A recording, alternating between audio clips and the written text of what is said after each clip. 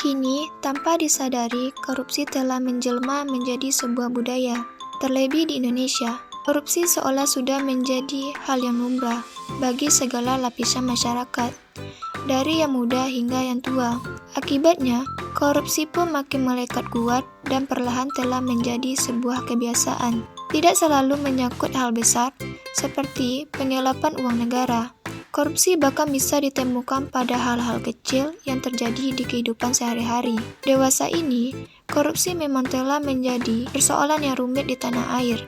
Berbagai berita tentang korupsi dihiasi seluruh tajuk media. Kerugian yang diakibat pun bisa mencapai jumlah fantastis. Para pejabat atau petinggi negara yang seharusnya menjadi panutan bagi masyarakat malah tertangkap karena kasus korupsi.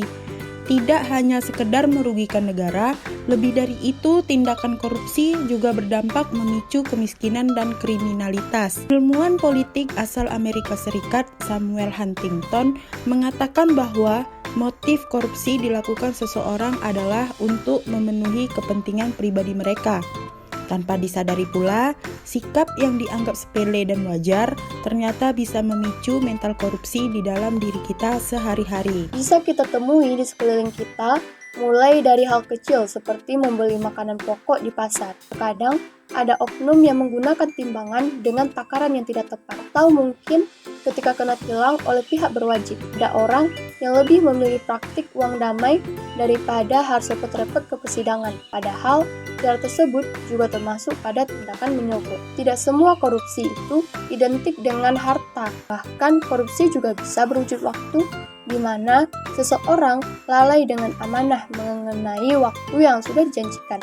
Fenomena korupsi memang telah menjadi persoalan peli yang tidak kunjung usai di Indonesia. Nilai-nilai kejujuran dan kebenaran mulai terkikis dari masyarakat.